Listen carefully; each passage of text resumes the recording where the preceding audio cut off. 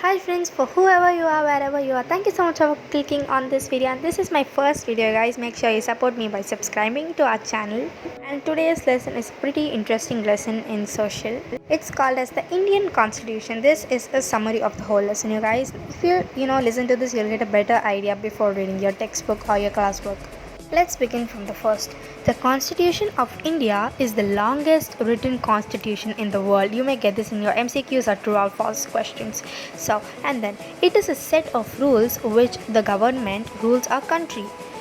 It is the supreme law of land. It came into the effect on 26th January 1950. Remember the dates, you guys? Our constitution is based on the principles of democracy, socialism, and secularism. And this is another important point. Dr. Bhim Rao Ambedkar is known as the father of the Indian Constitution. They may ask, who is the Bhim Rao Ambedkar? You have to say he is the father of the Indian Constitution.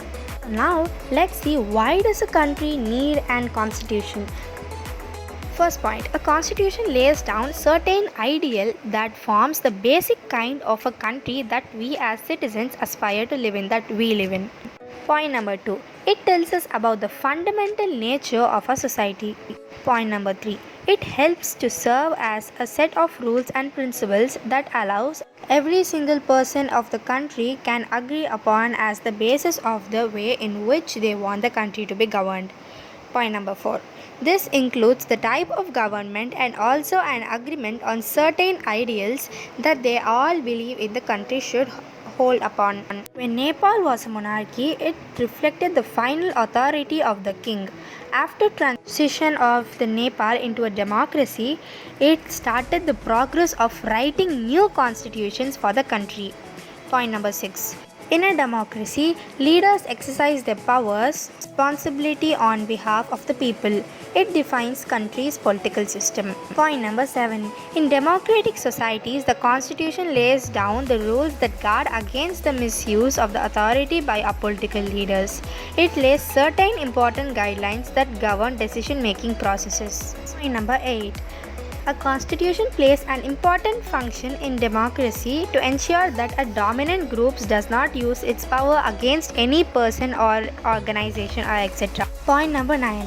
The constitution prevents the domination by the majority or of a minority. Point number 10. The Indian constitution guarantees the right to equality to all citizens and says no two citizen can be discriminated on the basis of religion, caste, gender, race, etc. The Indian Constitution key feature. Now let's see what the constitutions of the Indian Constitution is the key feature of the Indian Constitutions, alright? So the first point, the Indian national movement had been active in the struggle of independence from the British rule for several decades. The nationalists devoted a great deal of time imagining and planning what a free India would be like. When the constitution was being written in India was going through the turmoil because of the partition of India and Pakistan. The final document reflects as a respect of maintaining diversity with perceiving national unity, along with the eradication of poverty through the socio-economic reforms. Now let's see what are the key features of the Indian Constitution. Number 1. Federalism. It refers to the existence of more than one level of government in the country. These are at the state at the central levels. Citizens are governed by laws and policies, which made each of these levels of government. Number 2. Parliament form of government. So the Constitution of India guarantees the universal adult suffrage for all citizens. This means every citizen of the country, irrespective of his or her social background, have a direct role in electing their representatives. But the representatives are thus accountable to the people in parliamentary form of the government. Point number 3. Separation of powers. There are three organs of the state. Let's see what are the three. They are legislative, the executive, and the judiciary. Now let's see what is the legislative refers to. So the legislative refers to our elected representative who makes laws. Let's see what is the executive. The executive is a smaller group of people who are responsible for implementing laws and running of the government. Now let's see what is the judiciary. The judiciary refers to the system of courts in the country who settles disputes and make sure that the laws are obeyed.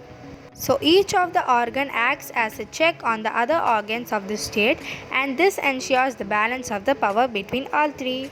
Point number 4, the fundamental rights. Just a little big, but if you understand this, it will be really easy when you go through the lesson. Point number 1, fundamental rights are referred to as the cosigns of Indian Constitution. Fundamental rights protect citizens against the arbitrary and absolute exercise of the power by the state. Point number 2, the Constitution guarantees the right of individuals against state as well as the other individuals. Point number 3, there are 6 fundamental rights in the Indian Constitutions, which are: number 1, right to the equality; number 2, right to the freedom; number 3, right against exploitation; number 4, right to freedom of religion; number 5, cultural and educational rights; number 6, right to freedom of religion; number 7, right to constitution remedies. Now let's see the next point. In addition to the fundamental rights, the Constitution has a section called as Directive Principles of the State Policy. It ensures greater social and economic reforms to serve as a guide to an independent state of India to institute the laws and policies that can help reduce the poverty of the masses. Number 5, it's the last point. You guys are almost done, listening to the lesson, like only the whole concept of the lesson. If you just go through your textbook and your classwork once, I'm sure you will be fully thorough. It's like the last point. Let's go. It's called as the 5th point, which is the secularism. A secular state is one which a state does not officially promote any one religion as the state religion. The Constitution plays a crucial role in laying out the ideals that we would like all citizens of the country to adhere to, including the representatives that we elect to rule us. So the Constitution has been changed over years to reflect new concerns of the policy that involves a charge of the fundamental nature of the country.